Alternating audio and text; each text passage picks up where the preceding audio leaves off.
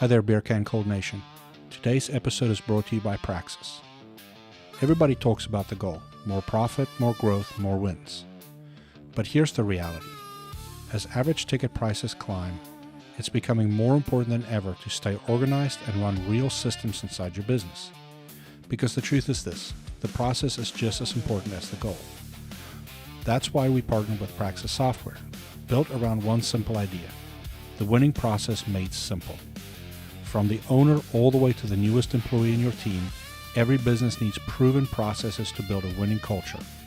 Praxis HVAC sales and pricing tool creates consistent pricing, improved product knowledge, and develop team members into confident professionals. And when your people are confident and your pricing is consistent, your business runs better, period.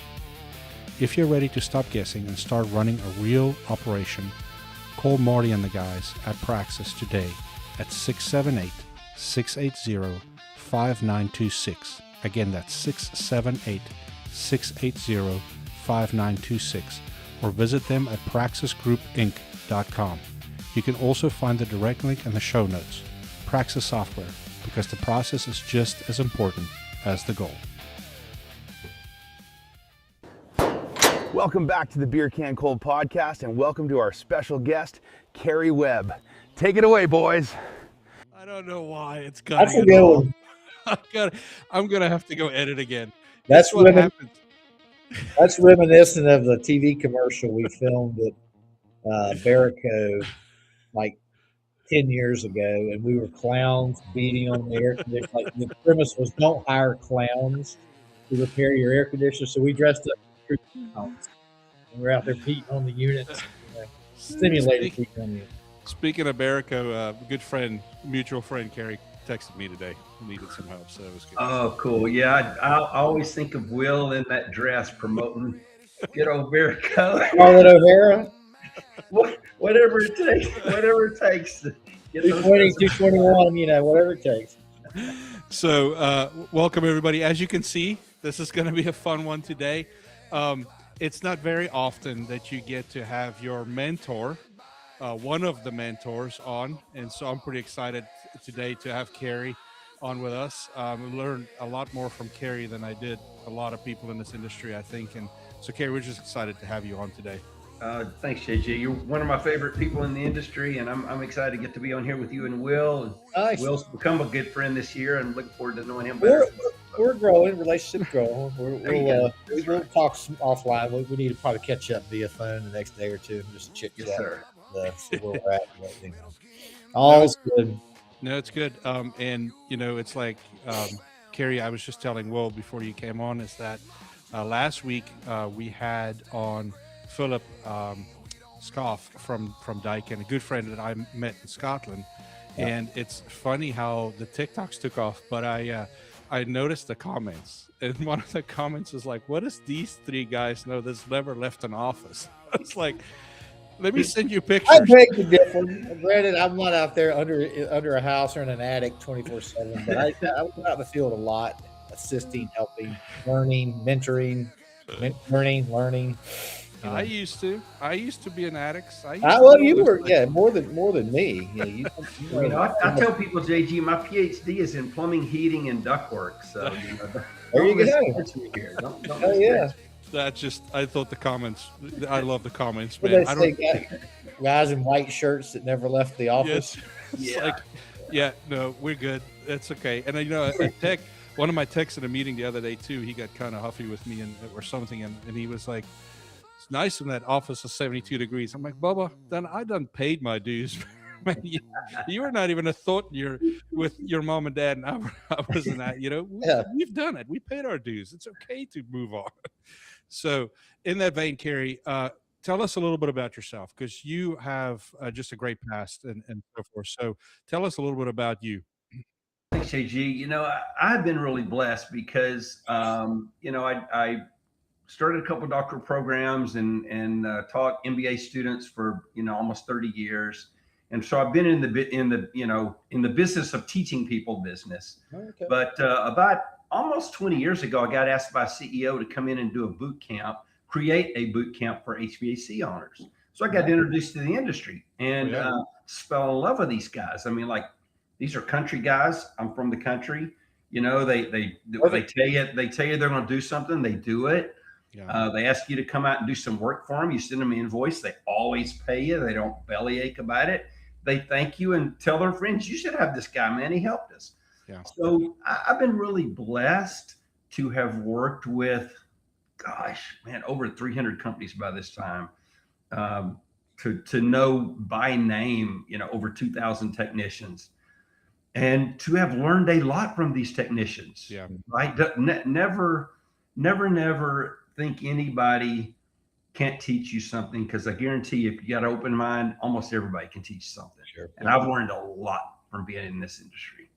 Sure. Kerry, you were our business coach for a little while until paths crossed and changed and whatever. But I know the one thing that I talked to the brothers about, because we're going to reconnect in the future, is like the accountability that you brought to our group, right? Because I would meet with you and the brothers, and we would sit down, and the accountability is what we enjoyed, right? Because when you get at least two of the brothers, yes,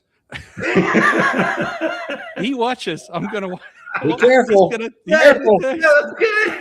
He'll know which one I'm talking about. He'll laugh about it, but it's like, those meetings were good, because yes, you get to a point where you can always learn something, but the day-to-day operations and procedures is there, they're in place and so forth. But it's the accountability, because to be honest, to be a general manager, be an owner, there's so many plates spinning that you sometimes forget, and one starts wobbling, right? And it was so good. Absolutely. And I always talked about why you need a business coach. You definitely need a business coach. You need a third party that can keep you accountable. And I guess that kind of leads into my first kind of little topic here, is like, why does companies get stuck? Wow, that's a great question. So I think you just nailed it, in that, they get so distracted by so many things, right?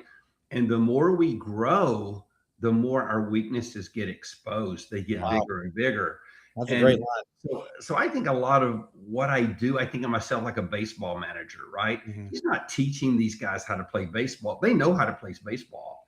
He's noticing, hey, have you noticed you're changing your footwork here? Hey, I've noticed you're dropping your shoulder. He's able to pay attention to all of those items, because he's not personally doing it. That's the benefit. If I was doing it, I would get sucked into the cyclone just probably as quickly as the owner or the GM or whoever, right? Well, and the misconception is that, well, I'm plateauing because my revenue is not growing. Your revenue can grow, but you can plateau. You can plateau in your processes. It's like quicksand. You see your revenue grow, but you're not understanding why not enough of it's ending up in the bank, right?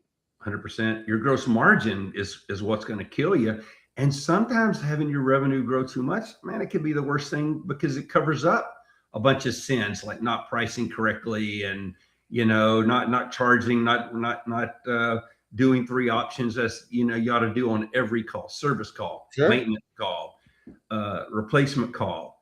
Talking with techs today, I said, guys, how many options do you do on your maintenances? They're like, what? I said, on a maintenance call, how many?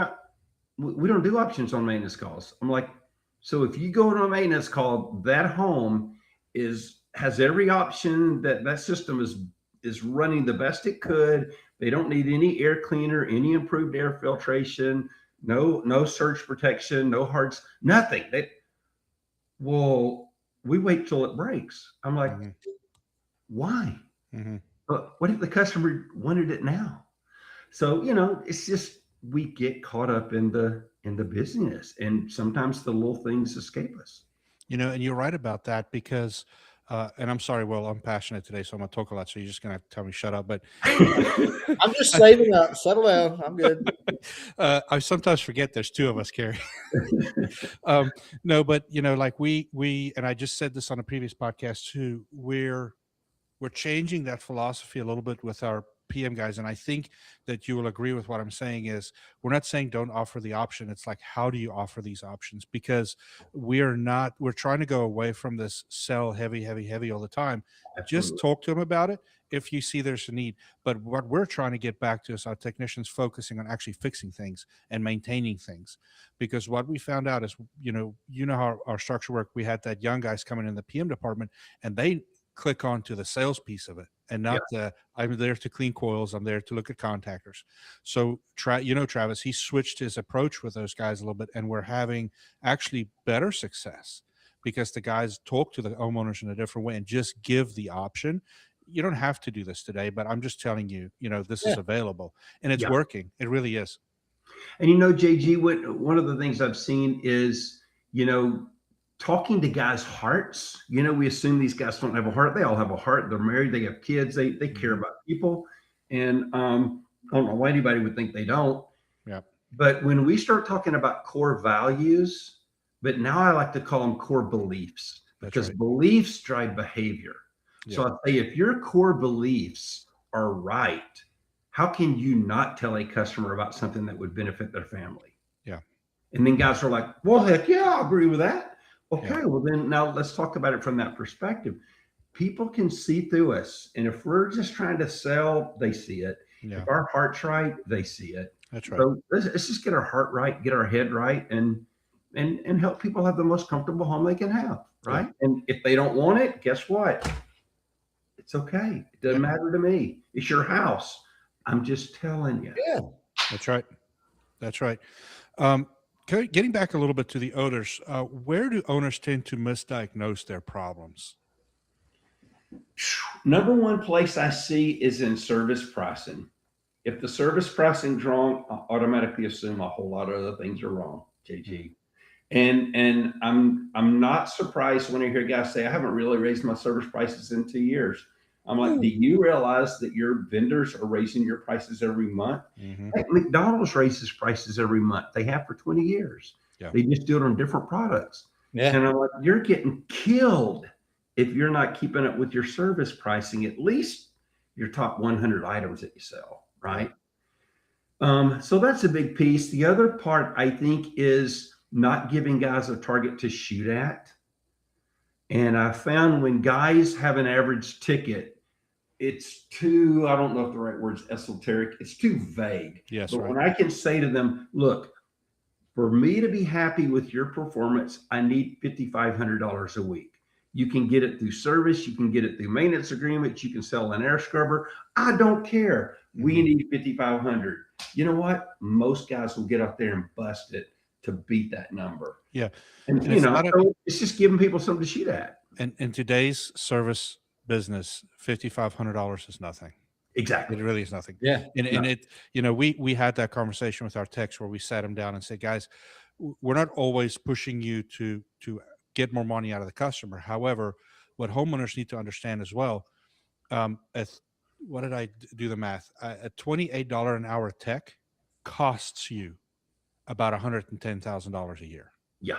In salary, in insurance, in truck take home, in all these things. So that technician has to generate about 3 times that amount for the company to be viable, right? Yeah. So, and if you break those numbers down, so you're like, oh, a technician has to make $350,000 a year or bring in $350,000 a year. It's like, okay, hold on.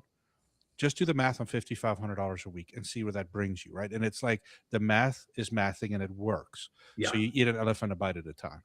JG, I had a good old boy down in Houston. He taught me this. He said, Kerry, it's real simple.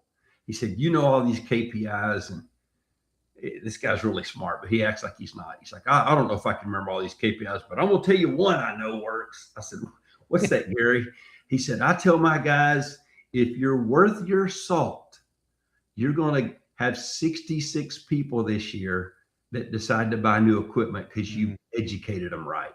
Yes. And he said, if my guys end up flipping 66 leads that sell, they make money, I make money, and our customers are happy because everybody loves having new equipment, right? It's expensive, but like my new truck, I'm excited to have a new vehicle.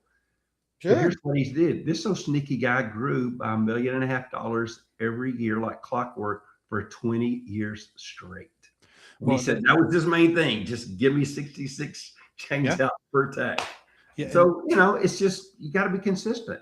And that balance is important. That's a culture conversation. We did with 12 technicians last month, 72 turnovers. Wow.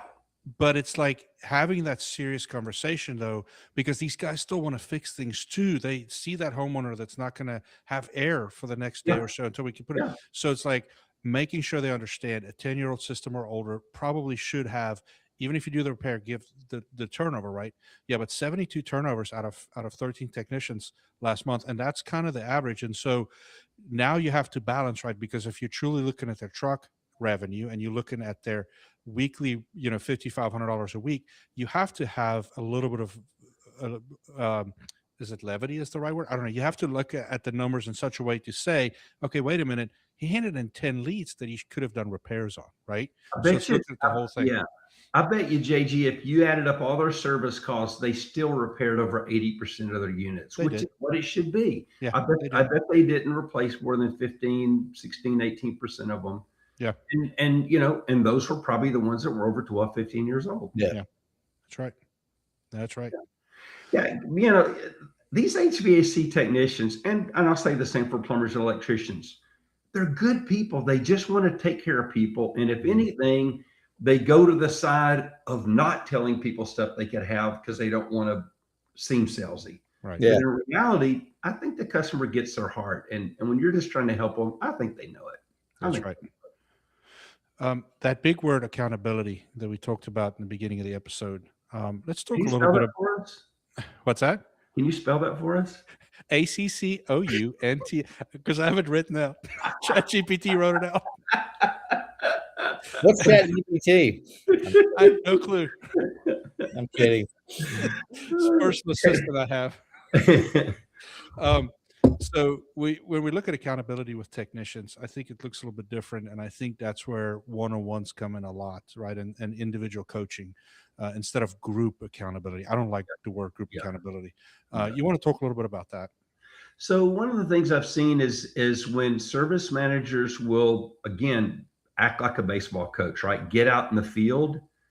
They coach their guys and they perform way better when you're in the truck with them. Mm-hmm. And if you've got 10 techs, then that means you probably need to ride with 2 a week, right? If you're going to get around to see everybody once a month. But here's the secret. When we're with the guys, we need to be looking for what they're doing right. Man, I love the way you swung at that ball. Man, I love the way you fielded that. And give them one thing they can improve. So that way they don't dread you riding with them. They're mostly feeling like, hey man, my coach is going to come tell me how good I'm doing. I want to give him my best, performance. And then he's going to help me get better. It's not that different from coaching athletes. Yeah. Mm-hmm. Right. Well, they are athletes, just They a are different athletes. kind. Just a different kind, Yeah, exactly. Exactly. So I have a funny story here. So my son works in our service department, and he's young, but he learned his trade from a friend of mine and then moved to us when some circumstances changed. And my truck was in the shop and he had to bring me home. Well, on the way home, we grabbed the coal. And the old ARS vibes started kicking in, right? And I'm in the passenger seat, now I'm trying to be not dad, but, trying to be manager, ride along guy, right? So needless to say, we came home, didn't talk to me at dinner that night. And the next day he walked into the office and walked up to the service manager and said, I would prefer if the general manager does not do ride-alongs anymore. Because it was like, he pulled in the driveway. I'm like, why are you pulling in the driveway? Well, so my truck's closer to the unit when I fix it. I'm like, well, what if the truck leaks oil? What if the homeowner comes home and wants to park here? Well, what do you want me to do? Park on the street. Yeah. It's like he walks up, rings the doorbell. 101. I'm like, wait a minute. What if there was a baby sleeping in the house? You should knock on the door. Dude, by the time he had to go troubleshoot the unit, I had him so frustrated that I was like, yeah, this is Let me add him, JG. Let me add him. This is not what I should be doing. And he's a great tech, for his age. But it's like, okay, my coaching one-on-one shouldn't be what I used to do. And so we're going to focus on some soft skill stuff, but he was not impressed. Will, can you imagine doing this in front of your dad and having your dad not?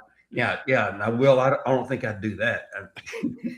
I will say, though, I misdiagnosed that he was right on it. So it would have been a callback on me if I was the one running the call. So he's much better than I ever was. But, the point being that young generation didn't learn some of the things we did, because they're just this generation is different. You know, the service heart and the service mindset needs to really be taught, because you don't pull in a driveway, you stop on the street if you can, you know, if it's safe, you know, those types of things. And it's like just having those conversations, because the guys have never heard that, you know, the young guys. Yeah.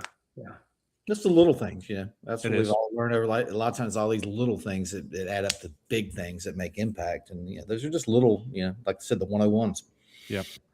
Accountability with a leadership team, having really tough and hard conversations, Kerry, that's a big one, man. And you know, some of the conversations we've had to have and so forth. It's like, how do you make that easier? How do you navigate those waters better?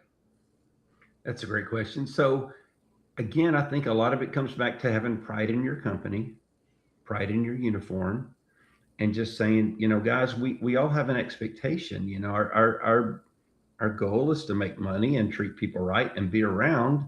And if we're losing money, we won't be around. If we don't treat people right, we won't be around. So, that's why we have to do these things. And we have a playbook, and we expect you to follow it. And every tech that comes to my house should wear their 4 savers. Every one of them should knock on my door. Every one of them should step back 2 feet before I come to the door. Every one of them should tell me their name, the company, and who am I? Am I Mr. Webb? Okay, great.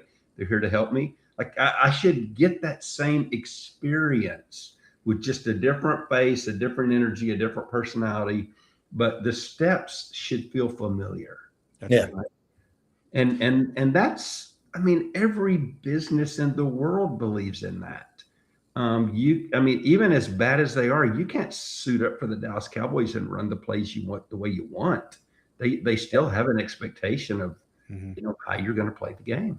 Yeah, absolutely. So culture and leadership, we talk about it a lot on this show. What does a strong culture look like in a service industry business? Number one thing I look for is, are guys laughing when they come to the tech meetings? Are they coming in somber and serious, or are they laughing? If they are laughing, that group of guys, they are open, they're growing, they're trying to get better. You can tease with them, you can throw the numbers up. But if they're all serious and looking down at the table, not happy. Not happy, that they're going to treat your customers a lot the same. Yep. That culture, gosh, Kerry, we talk about it so often, and it's any business, but I think it's paramount in this industry, from a service company, that the people have a good culture. 100%. So I was at a shop 2 weeks ago, and they were throwing darts, which is a big thing. I see you got a dartboard, JJ. I'm big on that, right? Mm-hmm. And so I gave them a little challenge. I said, look, you guys need more reviews. Why don't you give 2 darts per review for a week? And let's see if one of their techs got 38 reviews in 1 week. Yep. But you do the math on that. Mm-hmm. You do the math on that. He was actually contacting old customers, getting reviews. He was getting reviews everywhere he could, right? But they had fun. And then some guys would stand at the line, and then some guys would walk all the way to the door at the back of the room to throw. And I'm like, why are they doing that? They go, oh, you get triple points if you throw from the doorway. It's just making it fun, right? Yes. When work is fun, guys work harder. Yeah, no, I agree. Play hard, work hard. Yep. No, I agree. And I'm starting to go away a little bit. Like, we like to think of our company as a family atmosphere and so forth. But, I think that it gets a little cliche when you're like, we're family. No, we're really not. We're coworkers that's going to be here and spend a lot of time together. So why don't we, because I'm telling you that I like some of my friends better than some of my family. Well, if you were family, if you were in my family, there would be guys that somebody would be pulling off the belt and whooping their. That's what I'm getting at. Like that's family too. I actually talked to a GM that told me, he said, don't tell anybody, but I actually pulled off my belt and spanked one of my tags. And I'm like, oh my! He said it wasn't this year. It wasn't this year. I was going to say, holy crap! He said, you know what? He never did it again. He never talked back to me in a meeting again. And he said, the guy's still here. He's one of my top techs. Said, I wouldn't recommend it. I got lucky. I'm like, you got lucky. Yeah. That's how we grew up. You get paddled at school and got in trouble, then you got it worse when you got home. Exactly. Oh, yeah. Go get a switch. Yep. So Yeah. yeah, I don't think we want it to be a family, but a team, yes. Yes. So we Yeah. don't let each other down. And so if one guy has to do it, we all have to do it because that's what our team does, and that's how we roll. That's right. I really think there's pride is a very important thing in business for people to be proud of where they work. Yep. And customers like it. If you say, I love where I work, let me tell you why I like it. That customer is guaranteed going to give you a good review. That's They're right. gonna feel good about you. Yeah. No, I agree. And you know, the pride thing for me goes even a little, like, I grew up in South Africa, went to boarding school, right? And so the jacket and the tie every day, and an opposing school didn't touch your jacket. They don't touch your tie. There'll be blood spilled, right? So it's like creating that sense of, around this logo, we all, you know, we might have our differences behind the scenes, but we all pull in the same direction when it comes to this. And I think that's the biggest part of building proper culture, is to understand this is not a big old family. This is best friends at work. We might not hang out afterwards, but best friends at work, and we're going to pull to the same common goal. Yep. And that's why the EOS thing has been so important. It's like identifying those goals, identifying those rocks, and then having your core values, right? And I'll tell you the core value thing and how big it is in culture, because if you need to reprimand somebody or write somebody up or praise somebody, we revert to the core values first. Have they adhere to these 7 things of ours? And if the answer is yes, then it's great. Then they should be praised, bonuses should be given. Or are they falling short on some things, and then we need to coach? Yeah. And I think that's a big part of the culture, is to actually know what you believe and stand for it. You know, it's a lot easier just to complain about it, though, JJ. Oh, yeah. To be honest, right? Much. Right? It's a, Boy, were So you in our offices about an hour ago when we had this conversation? So about 3 weeks ago, I told a GM, I said, why don't you just write this gal up, and either we'll escalate her performance or we'll escalate her departure. And so he said, and I said, but don't write her up on what she's doing wrong. Write her up on what she should be doing, and let's see if she wants to do it. JG, in 2 weeks, she's a top performer. Yeah. In Wow. 2 weeks. And she's like, well, I kind of knew that's what I was supposed to be doing, but nobody seemed to be talking about it. Nobody was talking to me about it. Nobody seemed upset about it. So why should I put out the extra effort? But if you're going to let me go, I mean, I guess I'll do it. Yeah. And yeah, I just think we don't realize how much people need a specific target. Yeah. Yeah. I think of marketing, you know, Will's got it's different people with different skills, and probably all of his people couldn't be the best at every skill he needs. Sure. Right. But some techs could be the best at reviews. Some could be the best at maintenances. Some could be the best at selling IAQ.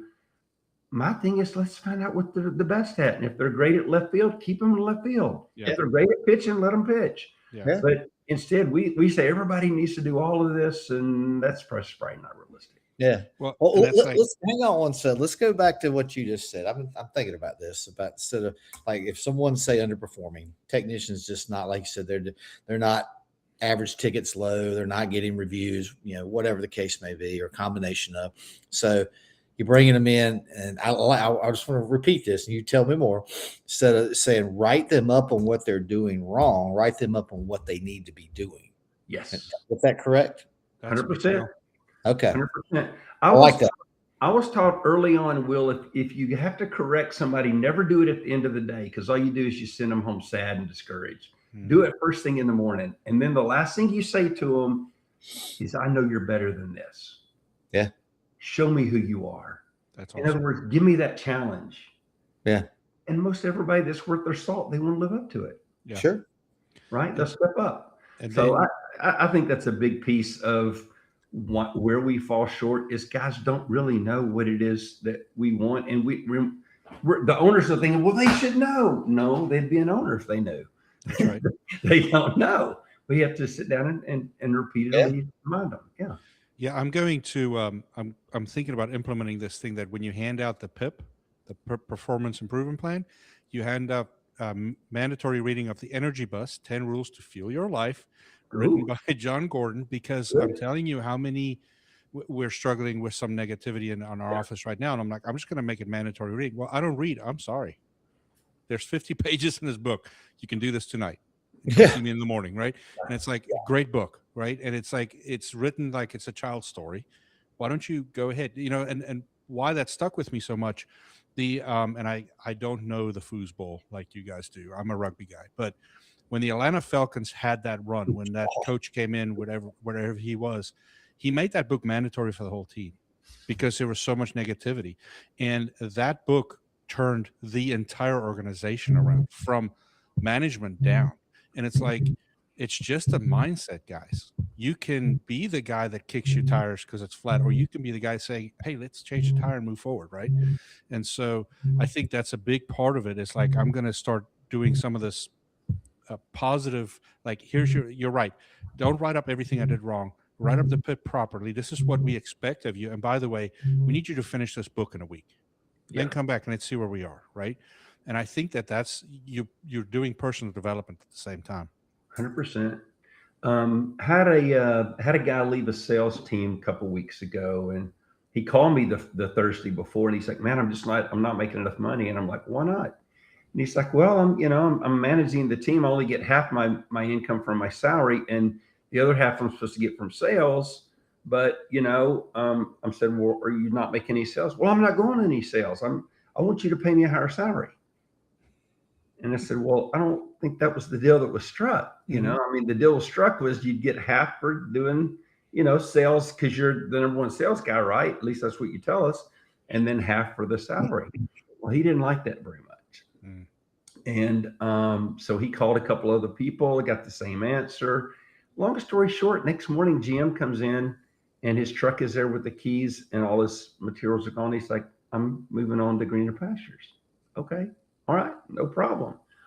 The next week, the remaining sales team sold triple what they had sold in any week so far this year. He was the bottleneck. He was so negative and always telling everybody what they were doing wrong and why they weren't as good as him. And I think that's why he never went on any calls. Because if he failed, he knew they were going to call him out on it. So he just never put himself in that position. Now they've got a guy in there who's rallying the troops and saying, "Come on, guys, we can do it." And they don't even have a manager and they're crushing their goals. Yeah. It's how do we communicate? What's the energy bus that we are giving to one another? Yeah, that's right. Communicate and motivate. That's right. Sir. Yes, sir. So let's switch gears just a little bit. I want to do some practical takeaways with you, Kerry, because this is something you're so good at. And so I want to talk first. So we know when I was with the software company, we did a lot of research, paid a lot of people to do a lot of research on this industry, and very quickly found out what I could have told them, and they could have probably gave me the money. But it's like the whole thing of like 65% of this industry is 5 people or less, right? So 500,000 to $1 million company, if they're really good, right? So if I'm like I'm like $1.5 million to $2 million company, what should I be focusing on right now? Oh boy, that is a great question. First thing that you got to focus on, every call I go on should give me 2 more calls to go on. Now think about that. If every call I go on gives me 2 more calls to go on, my business is going to keep growing. I don't have a problem. So how do you do it? Well, you've got to, number one, make a great first impression, give people great service, make them feel like they got what they paid for. Even if it was expensive, they got what they paid for, right? They got good service, great service. And then at the very end, you say, "Hey, did I give you 5-star service? Did I meet your expectations?" Well, yeah, you did. Would you do me a favor? This is where you get your next 2 calls. I'm going to give you 4 business cards, 5 if you really push me, but 4 to give to your favorite friends and family. If they have air conditioning, I'd like you to give it to them so that they can get that same kind of service. Wow. And you know what the studies show? The average person is going to give away 2, if not 3 of those. That's your 2 more customers. And they'll do it within the next year. So something as simple as that. I worked with an accounting firm and they were terrible at marketing. They didn't know marketing. And they had been stuck at 3 million. And I said, "Guys, every one of you accountants has to give out 5 business cards a month. And at the end of the month, I want a card with the names of the people you gave them to." Yeah. I don't care who it is. It could be a restaurant manager, grocery store, whatever. They grew another $1 million that year. And all they did was 5 business cards a month. Yeah. not even per call. And that just proved to me just the simplest little tool like that, we overlook it. And if we're Mm. not doing that well, guys, then that's why we're kind of stuck because we're not even doing the ABCs yet. You Right. know, one thing I never hear anybody kind of tell these guys starting out, and you could tell me if I'm wrong, if this is too much, whatever, but I would think that if I were to go out today and start, one thing I would do is the word SOP, right? Well, it's only me in the truck. Why do I need to write everything or write SOPs? We're living in an age where you can go to ChatGPT and say, um, I have to go pick up equipment at the supply house. This is what it looks like. These are the steps that needs to be followed. Write me an SOP and save it. And the reason I think that is super important is if you do a job properly, like, you have compassion for your customers, your pricing is right, you're doing good work, you're going to grow very quickly. Now you have to hire somebody. So you can spend half your time coaching, or you can say, hey, man, here's 5 SOPs on how I do these 5 things. Yeah. If you would read through here, this is a guide that would help you, jump into the next thing. And I think that is kind of part of the lay the foundation stuff that we don't talk to guys starting their companies fresh, because it's all in their head. And then they get to 4 or 5 million, and now they can't go on vacation, they can't do anything because everything lives in their head. And I'm like, if you just started from day one writing those SOPs or just creating something that you can hand off, that would be a huge win. So think about this. I'm going to put on my thinking hat, right? I'm a thinking hat here. All right. So think about this. Everything that comes to us falls into one of 3 buckets. It's either a fire we got to fight. Mm-hmm. It's either an operational thing that I've got to do, just like unlocking the door, turn off the alarm, turn on, pay the light bill, operational stuff, or it's producing more revenue. And what we do is when we get to 2, 3, 4 million, we have a lot more fires to fight. People not doing what they're supposed to, customers unhappy, parts not coming in, all that, bills to pay. So we get caught up in firefighting. That kills us. Firefighting puts no money in the bank. That's right. Second thing is, if we have too many operational things to do, we get busy doing that. So we feel like we're doing something productive. But the truth is the number 3, the production. If we will spend 50% of our time every day on production, I'm helping this tech do better. I'm helping this guy sell better. I'm getting a better price. I'm upgrading my price book. If we spent 50% on production and divide our other 50% between fires and operations, we would be unstoppable. Yeah. Nobody would stop us, because just the calls we have, JG, I can tell you almost any contractor I talk to, there's another $1 million they can make between now and December without running one more call. Yeah. Without running one more call. It's just focus on the production. We're tightening up processes, and we're seeing it on the P&L. And it's not big things. Yeah. Just buy better. Yeah. Be more efficient in buying. Like it's insane when, because you grow, and as an owner, you grow and you see these things and you get excited and there's money in the bank and it's fine. You're not understanding what's eating your lunch out the back. That's right. And it's crazy.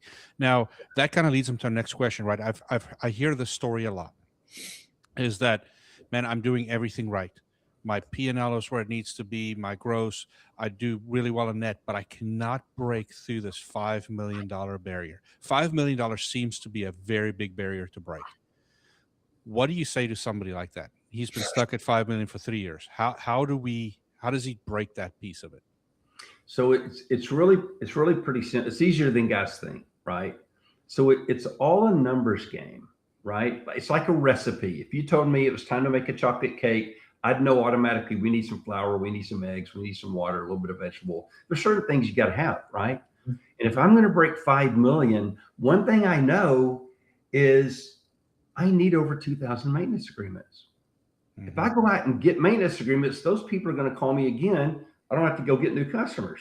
Second thing, I need a certain number of technicians. So $5 million, that means probably 3.5 is replacements, maybe $1.5 million is service. $1.5 million, I do the math. I know how many service calls I got to run a year. How many techs do I have to run those maintenances and service calls? So I built the model. And then the other thing is I have CSRs, and this is going to blow your mind. I had several branches this year already in the first 4 months have doubled their service revenue by telling their CSRs, you have to make 60 outbound calls a day, not just your 20 or 30 inbounds that come. We do it. Yep. You have to use cold information and make 60 outbound calls and just ask them, when was the last time they had a tune-up? Would they like to get their system tuned up? Would they like to get it clean and have lower bills this summer? Hey, we got an opening. Could we schedule it? Yeah. Just by having their girls make 60 of those calls a day, it took them less than 2 hours per CSR, doubled their service revenue. Yeah. Service went from being in the red to being in the black in probably the worst months of the year. Is that a rotational thing? Like you pick one each day does that? Nope. Every day, everyone does. Every day, They pick 2 hours a day. So there's always somebody doing outbounding while the others are doing inbounding, except from like 8 to 9. Yeah, but you rotate during the day. One person. Yes, yes, sir. I've heard other companies talk about doing that. I wouldn't have thought it would have made that big a difference. I was shocked when I looked at the numbers. Wow. Well, and it was across 10 branches. It made the difference on all of them. I want to give you a report back because me and you were talking forever about restructuring our PM program. We did. Went down to 2 instead of having multiple and so forth. 12 or whatever. But we restructured it. We're averaging 140 new a month. We did 185 last month. That's great. Now what we're doing is we're also going back, and I hired a person that I've known for a long time.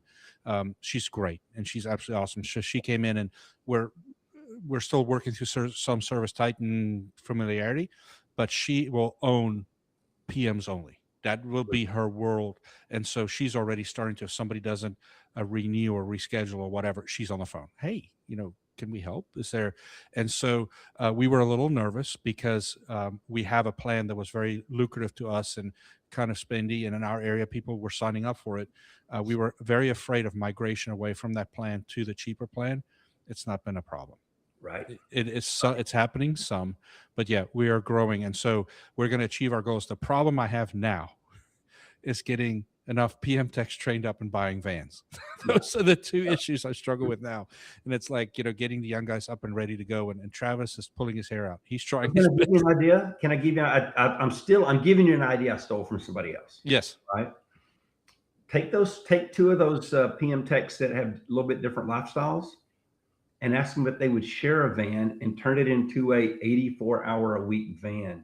They work 4 days on, 4 days off, and that van runs every single day of the week. Oh, that's a great idea. What we actually did do is the guys that goes to school with us in the morning, because we pay for the guys at Alamance. We have 3 of them to come in. They're at community college. We pay for their education. So I have class from 8 to 12, and then they run from 12 to 8. So now we're catching homeowners in the afternoons and evenings that normally – yeah. And so, you're like, well, what? These are young guys. Well, you have 2 techs on call in anyway. Yeah. So if they run into something, burn something up. And then the one other thing we did is we identified a technician that is much better at fixing things. And we moved him to 12 to 8. So now we do the same day fix is a big deal, right? So we're finding parts in the morning. And if it's not on a truck, we get it ordered, we get it to the 12 to 8 guy, and he goes and puts some parts. If it's not compressors and coils, that's different. Yeah. But the other stuff, right? Well, these guys are 8 to 8, so it's not that much different. But the 4 days off, I'm telling you, these young guys love it. Like, that's good. You're telling me I can get paid for 48 hours and get 4 days off a week. Sign me up. Yeah, no, I'd work that schedule. Right? Exactly. Heck yeah. You'd be crazy not to. That's awesome. And so, get your money worth out of your trucks. Last thoughts, Kerry, and I'm going to, and I'm not painting this picture out of negativity. I'm painting this picture as struggles that people see, right? So we're at $4 plus gas right now. Right. There's lawsuits against the manufacturers because it's coming to light that there may have been some hinky stuff since COVID. There's all these things going on. There's so much noise around.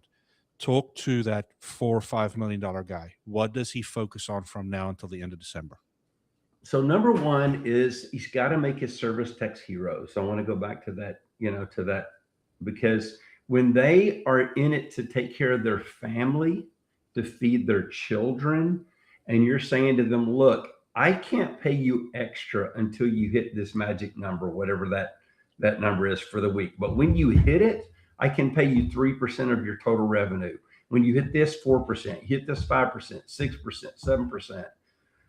What you do is you don't turn them into salespeople. You just get them to where they open their mouth and talk. Mm-hmm. Here's what I know. If I offer $15,000 worth of upgrades this week, somebody's going to buy 4,000 or 5,000 of it. Yeah. If I don't offer any, nobody's going to buy any. That's so right. If it's all about helping my kid or taking care of my kid, okay. And here's the other magic, getting them to think about the future. JG, I did some numbers this week. Do you know if a technician between the age of 27 and 37 would put $62.50 a week into the retirement plan and his company matched it, and he never put another dime in it after he turned 37, he'd retired with over $2.5 million. Man. For $62.50 a week. So you're telling me, wait a minute, you're telling me I can have $2 million if for 10 years I can sell $62 worth of accessories. That's what you're enough commissions are spent. I think I could do that for my kids. Yeah. And so I think it's just showing them a plan that is really simple, right? Now, if a guy goes, well, heck, I'm 37. Okay, same plan. 37, you just got to do 62 and 50 a week from then till you retire. But still, aren't you going to be running calls and talking about accessories? That guy can still retire with 1.6 million. Yeah. So the thing is, we all have the opportunity in front of us, but did somebody care enough to explain it, to show it to us, to help us believe it, and then help me to realize, like, I'm doing the right thing for my family.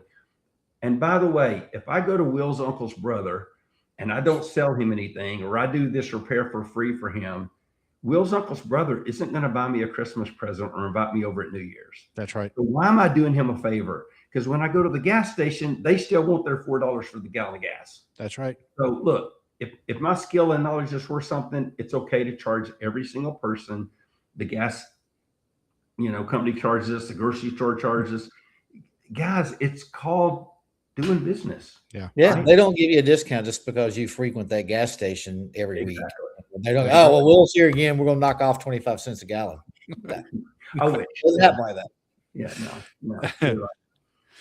Well, Kerry, this was and again, I feel like the last 2 weeks we've really leveled up. Well, I'm not so sure how we're going to top these. Actually, we have Marty coming on, so it'll be another great one next week. So I talked to Marty actually this morning. He called. Oh, me. you did? Is he excited? Yeah, but he had like a company issue with his ProTech business and just need a little help on something. He has some advice. And I was trying to help him, but Yeah. he's excited. Love Marty. So Kerry, Marty is our very first official sponsor. Oh, I knew you told me about him. Yeah, he's awesome. He's a good dude. Good dude. He's good dude. Cool. He's So good dude.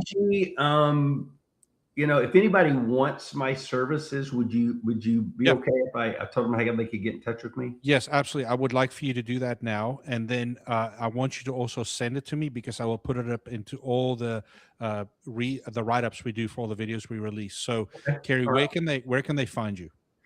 Kerry at bgsstrategies.com, stands for Business Growth Solutions, Business Growth Solutions, but just bgsstrategies.com, or just give me a call or shoot me a text, 469-878-9322. All right, and then we'll put that in the show notes as well, so people can just click on that. And then the white guy with a white shirt that only sits in the office. I don't know if I own a white shirt anymore. I don't know what they're talking about. Yeah. We'll say I will endorse Kerry Webb 100%. He has taught me so much in just the 2 years that I've known him, and truly is the reason that we were able to grow, or one of the reasons we were able to grow about 4 million in 2 years was really with Kerry's guidance and leadership. And so I would vouch for him. And a lot of hard work from you and everybody on that team. Sure. They're a hardworking team for sure, but no, your guidance and your, the principles and stuff, it's been great. And I know the brothers appreciate you as well. So we can't wait to talk more. Yeah. It seems like Kerry, like I said, a lot of this stuff, it's just like, it's like you hear it and go, God, that's just common sense, but execution and doing it is a different thing. And I think that's sometimes why, we need a little help, the industry someone kind of go, hey, point this out. Go, some of it's not, hey, I'm not degrading, devaluing anything. A lot of it's not rocket science. It's very common sense, but we just forget about it. We're caught up, like you said, in the day-to-day putting the fires out. Right. I hate any business hates working like that. I'm just constantly a drug over here. I remember an old boss of mine, I won't mention his name, but his initials are JB.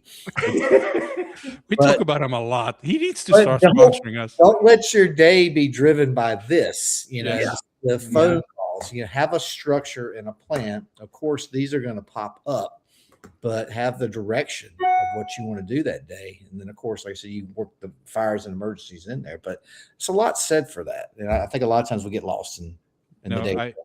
I was telling somebody the other day, somebody asked me, so kind of explain how Kerry helped you. And I was like, it's like this. I'm in the middle of a sword fight on a pirate ship, and I'm beating the hell out of this guy. And Kerry taps me on the shoulder and go, hey, take that gun in your belt and shoot him in the face.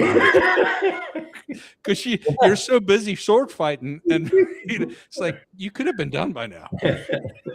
Well, if I tell myself I'm going to clean the garage or do something, I can let myself off the hook, right? Especially if I'm the only one that knows it. But if I tell my mom, hey, Mom, before you come over, check out our garage. I'm cleaning. It's going to look great. I'm going to clean that garage. I'm not having Mom come over. And that's what I think the coach does. It's like, I'm not going to have my coach come over and find out I didn't do what I said I was going to do. Yeah. Accountability. It just makes a difference. It makes a difference. Well, back to the sword fight. That's a great scene from Indiana Jones, where the guy comes out, he's in the market, and he's got the sword. He just pulls out his gun. Boom. I'm telling you, that's me. I'm wielding my sword like crazy. So, Will, you have one last very important question to ask Kerry. Yeah. So we sometimes we've gotten sidetracked because I think we've been getting caught in this. We're doing our stuff and we're talking. We're sword fighting. It's important. So, do you believe in Bigfoot? It's a serious question. I think he's been getting a lot of publicity lately. Him and aliens. It's a lot of stuff. We actually, folks out there, we've got an alien episode coming up in 2 weeks. Okay. All right. So all my life I've said I don't believe in crap like UFOs and aliens and ghosts and Bigfoot and all this crap. But I went to New Orleans and I had my first ghost experience. Uh-huh. I am a skeptic. JG, hang on. And I am a skeptic, and I'm like, I can't say there's not ghosts anymore. Like it was real. So I did not make this shit up. It was real. Give us the cliff notes on it, and I got one to reply to it with. All right. So we were doing a little tour, with the Kerry tribe and telling us all about the houses and everything. They said, we're going to go to John Lafitte's blacksmith's bar. It's the oldest bar in continuous operation in the United States since 1600 something. Wow. And they said, and it's haunted. And I said, yeah. How do you know it's haunted? And they said, the ghosts tug on your clothes. And I'm like, yeah, I'm not buying it. And they're like, they have a huge turnover of servers because of this. I'm like, yeah. Right. So we get there, and the guy driving the thing says, if you go to the front window, take a picture. Sometimes people will see an apparition or something when they get their photos. Okay, I'll try it. So I go, I take a picture. I'm standing there. I'm just bullshit.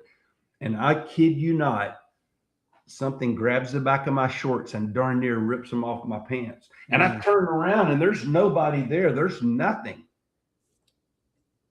I went back to the carriage and I was freaked out, guys. Yeah. It something grabbed a hold of my britches, and it wasn't just a breeze. I promise you, it gave a nice firm tug. Wow. Well, I believe in any, certain things like that. I think it could be real, but we some of my stepdaughters said that our houses could be haunted. We live in, and so it's kind of funny. We were at family dinner, Thanksgiving, Christmas a year or two ago, and I brought it up, and they're like, "Oh, of course." You didn't, you don't remember this and this happened. And it's like over 20 something. We've been here 24 years. So this has probably been, I don't know, 2 or 3 years ago. I'm working on my laptop. I can't sit all day. So I'm standing at our chest of drawers, bureau, whatever you want to call it, in the bedroom. And I get this feeling like something's there, like looking at me. And I turn and look, and then I get this whole like cold goes across my body. Whew. It was weird. I got a chill. It gave me, I mean, it gave me a chill right now talking about it. But I was like, I could sense something was there, and then it was like this rush. So anyway, I'm not going to go in any more into that. Girls have real. There's a lot we don't understand. There's a lot we don't understand. It's very real. So I'll add my 2 cents in. So my mother always used to tell these stories that my grandfather was asked by the Dutch Reformed Church to go exercise sometimes, like not like go run, but because they fought the witch doctors and African voodoo. South African. My mom said she would sit in a room and a dresser will pick itself up on the one side of the room and smash itself against the other side, and just different things like that. And it's like those stuff is real, man, and that's why I read my Bible every day. Yeah. Exactly. I won't stay on the good. I will stay on the light. Yes, but if that is all real, then I am a big believer that there is a big hairy ape in the woods somewhere. Smelly, evidently smelly, and he likes to scream. Yes, and he eats a lot of jerky too, apparently. Yeah, probably. Anyway, but yeah, so folks out there, we're going to do some UFO discussion because it seems to be like there's a lot of stuff coming out right now. So in a couple of weeks, I'll be down at Steve's place at the coast for our annual guys trip, and so I'm going down a night early, so you and I can. That'll be on the 14th, 13th. Yeah, something like that. I'll put it. No. That's next. It's the end of the month. It's the day, 2 days after Memorial Day. It's like 26, something like that. Yep. So we will definitely get that typed up as well, because that episode is actually what kind of popped for us last year. Oh yeah. Not heating and air, nothing. It was a Bigfoot video that popped on TikTok. So I'm in. I'm all about it. So you guys have me on again. This was so much fun. Oh yeah. No, it's having a good time. We're doing this cool thing, Kerry, where we're building friends of the show. And so it's like when we have a question, we can call you when you're on next week. Like it was really Phil last week from the manufacturer standpoint. I feel like we have somebody that we can just call and say, hey, tell us what manufacturing thinks about this, right? And so it's really valuable for us and it helps us. And I want to do more things live and in person. So we need to figure out where the three of us can hook up at some trade show somewhere. And and just do this live because it's much more fun that way. Yeah, well, I'll tell you, my schedule just opened up. I'll tell you more about it, but you tell me where and when, I'll be there. Well, you could always do the garage pub here in Raleigh. Will's been here; he's seen it. It's legit. Did we get air conditioning in it last week? Where the mini split, my son. It's here, but it's not running yet. You're saying it's not connected. Yeah, we're hooking that up either this weekend or next weekend, just depending what his schedule is, because I'm not crawling a crawl space running line sets anymore. I didn't always wear a white shirt. I used to run line sets and crawl spaces, and I'm not doing it. So, but yeah, we're air conditioning the garage, and then I'm going to put a door in, Will, so that we can still cook outside, come inside, and keep the air conditioning going. Oh man, good stuff. Well, my son's taking me out to dinner since the missus is coming off. Your son's still talking to you. Yeah. Well, mine is talking to me now. It was just that little spot there. We went through a tight rough patch for about 12 hours. Kerry, thank you so much for coming on. It was awesome, and then we will have you on again soon. Well, I'll see you next week when we have Marty. Yep. Sounds good. All right, guys. Have a great night. Thanks, Paul. Be blessed. Bye. Yep.